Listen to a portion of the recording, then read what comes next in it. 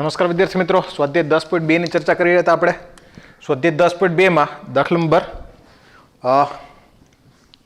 16 કર્યો હતો, છેલ્લે દાખલા નંબર 17 થી આગળ વધીએ.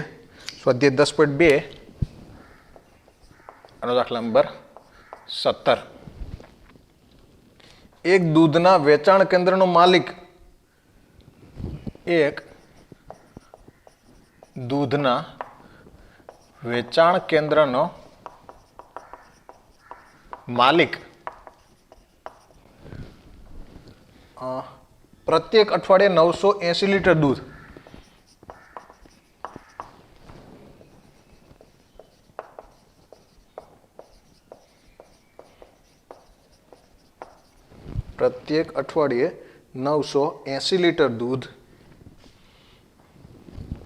₹14 પ્રતિ લીટર અને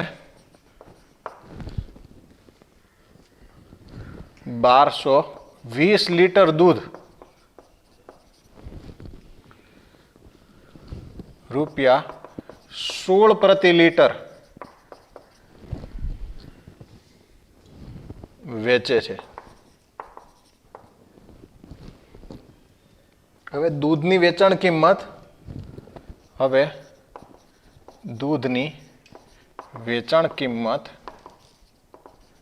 અને માંગ વચ્ચે સુરેખ સંબંધ છે તેમ માની લઈએ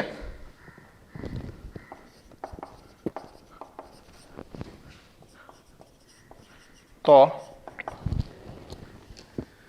પ્રત્યેક અઠવાડિયે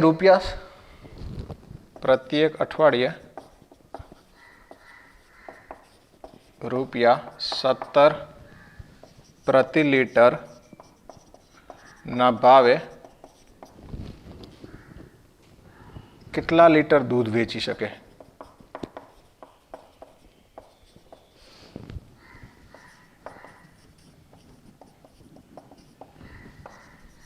બરાબર. આ દાખલા નંબર 17 આપણે ગણવો છે. ટૂંકમાં અહીંયા દૂધની માંગની બે કિંમત આપેલ છે અને દૂધના ભાવ બે આપેલ છે. બરાબર. અને સુરેખ સંબંધ જે છે એ કંઈક પ્રસ્થાપિત કરવાનો છે. અહીંયા દૂધની માંગની વાત કરીએ તો દૂધની માંગને ડિમાન્ડને D1 = 980 લીટર હોય ત્યારે ભાવ પ્રાઇસ 1 કેટલા છે? ₹14. જ્યારે ડિમાન્ડ 2 જે છે એ 1220 લીટર હોય ત્યારે પ્રાઇસ 2 જે છે એ કેટલી છે? ₹16 છે. દૂધની માંગ અને પ્રાઇસ વચ્ચે કંઈક સુરેખ સંબંધ છે. દૂધની વેચાણ કિંમત અને માંગ વચ્ચે સુરેખ સંબંધ છે એવું માની લઈએ તો જ્યારે પ્રાઇસ જે છે એ 17 હોય ત્યારે ડિમાન્ડ જે છે એ કેટલી હોય આપણે શોધવું છે. આપણે શું કરશું? D1 P1 D2 P2 ની મદદથી બે બિંદુઓ મેળવીશું અને આની મદદથી આ સુરેખ સંબંધ મેળવીશું. બરાબર. અહીંયા D1 P1 = કેટલા છે? 980 14 અને D2 P2 = કેટલા છે? D2 P2 = છે 1220 અને 16. બરાબર. સુરેખ સંબંધ મેળવવો હોય તો સુરેખ સંબંધ મેળવવા માટે આપણે શું કરશું? પ્રાઇસ અને ડિમાન્ડ વચ્ચેનો સુરેખ સંબંધ મેળવવા માટે આપણે શું કરશું? પહેલા તો આ બેની મદદથી ઢાળ શોધી લઈએ. M બરાબર શું થશે? M બરાબર થશે P2 - P1 / D2 - D1. M = P2 - P1 16 - 14 / D2 - D1 1220 - 980. બરાબર. M = કેટલા થશે? 2/છેદમાં બાદબાકી કેટલી આવશે? 240. Therefore M = કેટલું થશે? 1/120. શોધવું જ શું? હવે આપણે પેલા સુરેખ સંબંધ શોધી લઈએ અને એમાં P3 અને D3 મૂકશું તો P3 ની કિંમત મૂકતા D3 ની કિંમત મળી જાય. બરાબર. સુરેખ સંબંધ શોધીએ તો D - D1 = શું થશે? M × P - સોરી આ તો x છે ને, x છે તો આપણે y તરીકે શું લીધા છે? P1 તો શું થશે? P minus P1 is equals to M into D minus D1 બરાબર પ્રાઇસ P minus P1 કેટલા છે P1 છે 14 is equals to M 1/120 into D minus કેટલા છે D1 આપેલ છે 980 બરાબર એટલે કેટલા થાય અહીં મલ્ટીપ્લાય કરી દઈએ તો 120P માઇનસ આમ તો આપણે પ્રાઇસ આપેલ છે ડી મેળવવા જ છે તો ડીને સૂત્રનો કરતા જ બનાવી લઈએ શું થશે ડીને સૂત્રનું કરતા બનાવીએ 120 મલ્ટીપ્લાય કરી દઈએ તો શું થાય 120 into P minus 14 is equals to D minus 98 therefore D is equals to શું થાય D is equals to થશે 120 into P minus 14 plus 980 બરાબર આ શું મળી ગયું આપને પ્રાઇસ અને ડિમાન્ડ વચ્ચેનો સંબંધ મળી ગયો બરાબર હવે આપણે શું શોધવું છે P બરાબર જ્યારે 17 હોય ત્યારે D3 શોધવા છે બરાબર D3P3 સંબંધમાં મૂકતા શું થાય D3 is equals to શું થશે 120 into P3 minus 14 plus 980 બરાબર 120 into P3 આપણે આપી દીધા છે કેટલા આપેલ છે 17 minus 14 plus 980 બરાબર આ 3 આવે છે 17 માંથી 14 3 કેટલા થાય 120 into 3 360 plus 980 300 ને 900 1200 અને બીજા 140 કેટલા થશે 1340 લીટર બરાબર ડિમાન્ડ કેટલી હશે 1340 લીટર તેથી દૂધનું વેચાણ કેટલું કરી શકે 1340 લીટર કરી શકે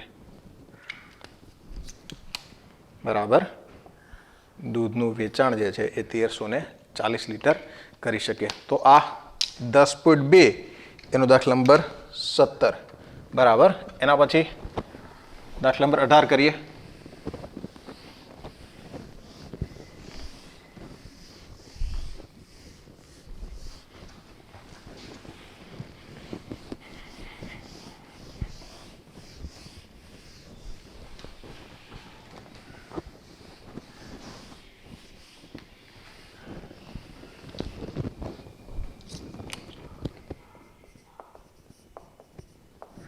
નંબર 18 શું કહે છે અક્ષો વચ્ચે બનતા રેખાખંડનું મધ્યબિંદુ અક્ષો વચ્ચે બનતા રેખાખંડનું મધ્યબિંદુ શું આપેલ છે PAB હોય PAB હોય તો તે રેખાનું સમીકરણ x/a plus y/b is equals to છે તેમ બતાવો કોઈ રેખા આપેલ છે રેખાના અક્ષો વચ્ચે જે અંતખંડો કપાય છે એનું મધ્યબિંદુ શું આપેલ છે AB તો સૌથી પહેલા તો આપણે રેખા બનાવીએ આ રેખા એના અક્ષો ઉપર જે અંતખંડો કપાય છે A અને B આનું મધ્યબિંદુ શું આપેલ છે આપણે મધ્યબિંદુ PAB આપેલ છે બરાબર આના જો X અંતખંડ H હોય અને Y અંતખંડ K હોય લખીએ જો X અંતખંડ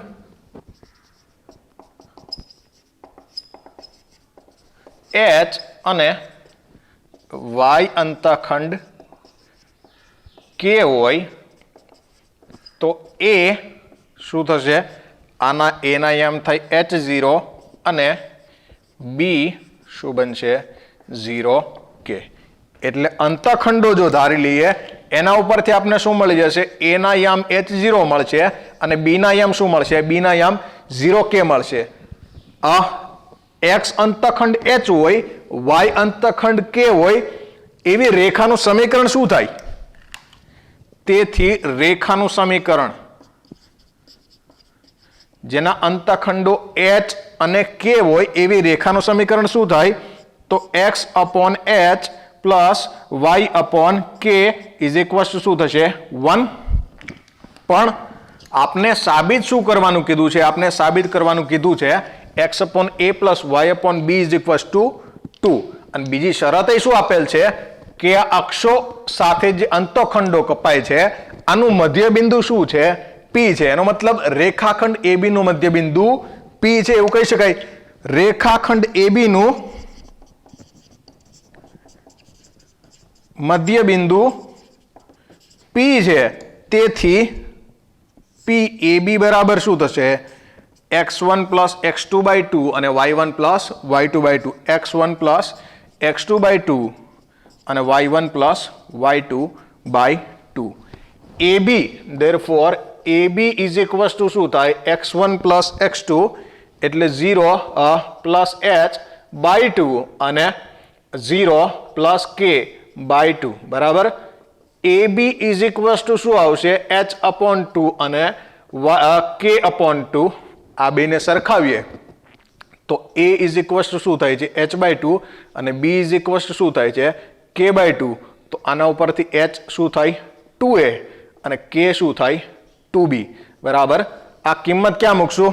આને સમીકરણ 1 કહી દઈએ તો આ કિંમત ક્યાં મૂકતા? સમીકરણ કિંમત શેમાં મૂકશું? સમીકરણ 1 માં મૂકતા. આ કિંમત સમીકરણ 1 ની અંદર મૂકીએ તો h ની જગ્યાએ કેટલા મૂકવા પડશે? 2a અને k ની જગ્યાએ કેટલા મૂકવા પડશે? 2b. તેથી રેખાનું સમીકરણ શું થશે? રેખાનું સમીકરણ શું થશે? રેખાનું સમીકરણ x/2a plus y/2b is equals to 1 બરાબર. આ 2 જે છે એને પહેલી બાદ જવા દઈએ તો શું આવી જશે? રેખાનું સમીકરણ x/a plus y/b is equals to 2 બરાબર. જે સાબિત થાય છે. તો આ પ્રમાણે રેખાનું સમીકરણ જે છે એ x/a plus y/b is equals to 2 સાબિત કરી શકાય. ઓકે, આગળ વધીએ એનાથી.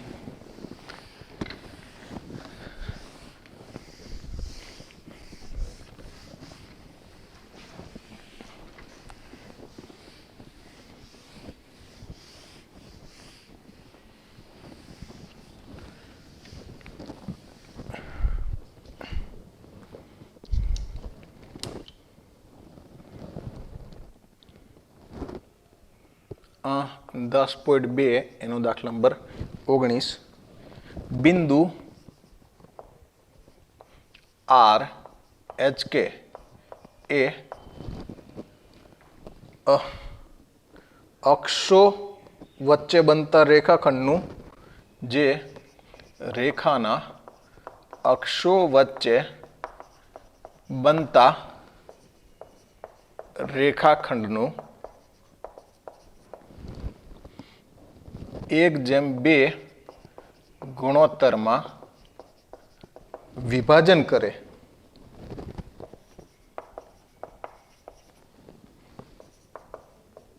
તે રેખાનું સમીકરણ મેળવો. 1:2 ગુણોત્તર જો અહીંયા કીધું નથી એટલે એક વસ્તુ જે છે એ આપણે ધારવી પડશે. શું ધારવી પડશે એ હું કહું છું. આ x અક્ષ અને y અક્ષ છે. કોઈ રેખા જે છે એ આ પ્રમાણે આપેલ છે. રેખા ઉપરનું બિંદુ એક R HK આ રેખાનું 1:2 ગુણોત્તરમાં વિભાજન કરે છે. પણ કઈ બાજુથી 1:2 ગુણોત્તરમાં વિભાજન કરે છે એ આપણે ધારવું પડશે. આ બાજુથી 1:2 ગુણોત્તરમાં વિભાજન કરે છે એવું માની લઈએ છીએ બરાબર. અત્યારે a ના યામ ધારો કે સ્મોલ a 0 છે, b ના યામ 0b છે. આનો મતલબ x અંતઃખંડ a છે ને y અંતઃખંડ b છે. તો રેખાનું સમીકરણ શું હોય? ધારો કે સ્મોલ a a0 અને b 0b છે. તેથી રેખાનું સમીકરણ શું હશે? રેખાનું સમીકરણ હોય x અંતખંડ a અને y અંતખંડ b હોય એવી રેખાનું સમીકરણ શું થાય? x upon a plus y upon b is equals to 1. બરાબર. અહીં શું કીધું છે? ab નું કયા ગુણોત્તરમાં વિભાજન થાય છે? 1:2 ગુણોત્તરમાં વિભાજન થાય છે. બરાબર. અહીં ab નું r 1:2 ગુણોત્તરમાં વિભાજન કરે છે. એટલે આ શું થશે? x1 y1 થાય, જ્યારે આ શું થાય? આ x2 y2 થાય. બરાબર. એટલે r ના યામ બરાબર શું થશે? mx2 plus nx1 upon m plus n અને my2 plus ny1 upon m plus n. r ના યામ શું થશે? r ના યામ થશે hk is equals to mx2 m જન n છે, m બરાબર 1 છે, 1 ઇન્ટુ 0 પ્લસ n એટલે 2 ઇન્ટુ x1 એટલે કેટલા છે?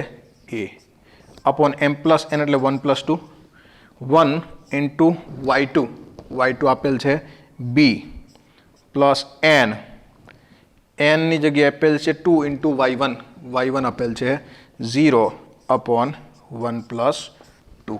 બરાબર. તેથી HK ઇઝ ઇક્વલ્સ ટુ શું થાય?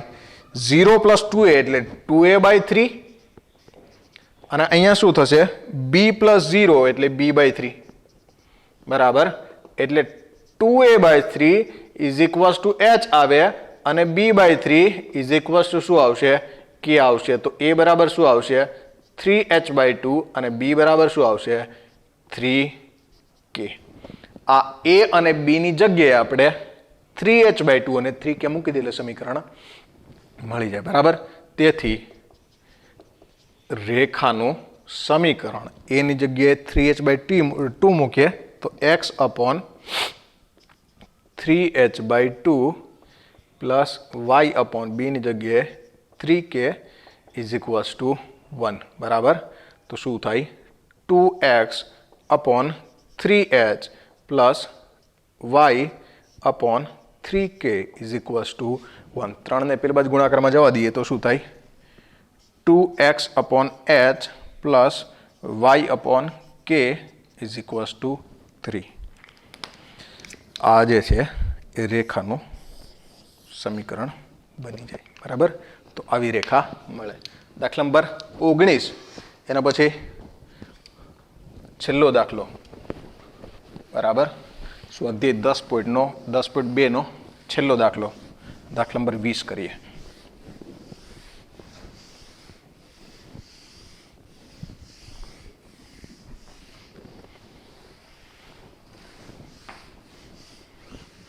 આ સમીકરણમાં એક વસ્તુ મેં તમને કીધું હતું કે વિભાજન જે છે 1:2 x અક્ષ તરફથી થયું હતું, આપણે એ બિંદુ તરફથી થયું હતું.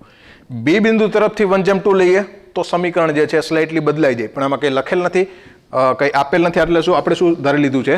x અક્ષ તરફથી થયું છે. બરાબર. એના પછી દાખલા નંબર 20 10.2 એનો દાખલા નંબર 20 શું આપેલ છે? રેખાના સમીકરણની સંકલ્પનાનો ઉપયોગ કરી રેખાના સમીકરણની સંકલ્પનાનો ઉપયોગ કરી બતાવો કે 3 0 -2 -2 અને 8 2 સમરેખ છે. સમરેખ છે એનો મતલબ શું થાય? એક જ રેખા ઉપર આવેલા છે એવું આપણે સાબિત કરવું છે. બરાબર. એક જ રેખા ઉપર આવેલા હોય તો આવું થશે. આપણે શું કરીએ? 3 0 અને -2 -2 જ આપેલ છે ને. 3 0 અને -2 માંથી પસાર થતી રેખાનું સમીકરણ શોધી લઈએ અને પછી આ બિંદુને a કહીએ, આ b કહીએ, આ c કહીએ. પછી એના ઉપર ab માંથી પસાર થતી રેખાનું સમીકરણ શોધી લઈએ. પછી C8 આ રેખાના સમીકરણમાં મૂકીએ. જો ડાબી બાજુ બરાબર જમણી બાજુ આવે, રેખાના સમીકરણનું સમાધાન કરે એનો મતલબ સી બિંદુ પણ આ જ રેખા ઉપર છે, તો એવું કહી શકાય કે એબીસી કેવા હશે? સમરેખ હશે. જો સી બિંદુ આ બંનેની મદદથી શોધેલી રેખાના સમીકરણનું સમાધાન ના કરે તો એબીસી સમરેખ નહીં હોય. બરાબર.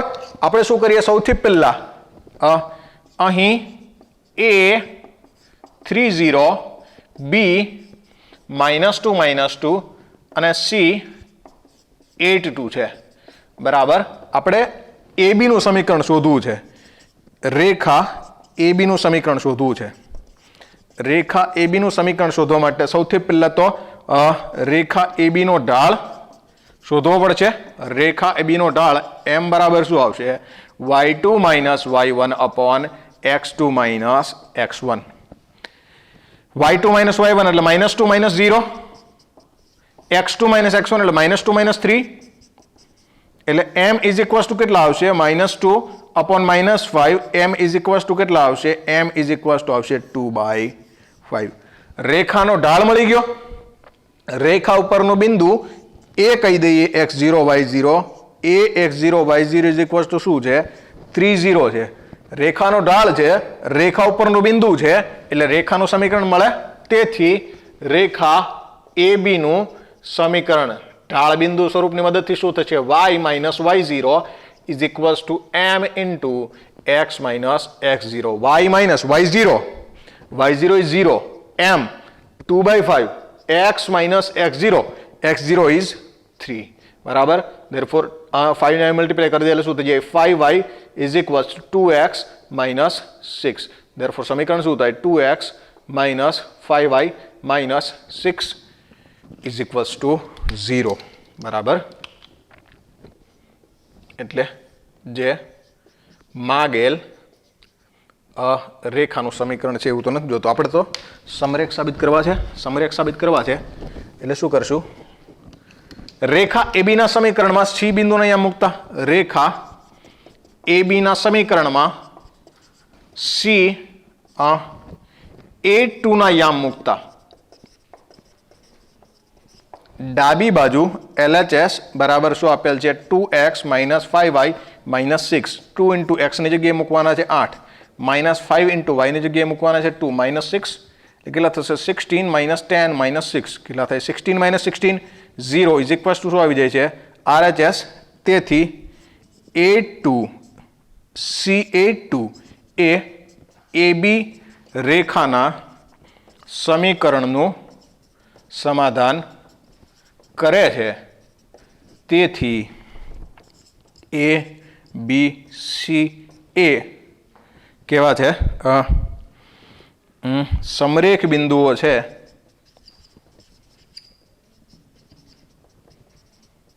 તેમ સાબિત થાય છે.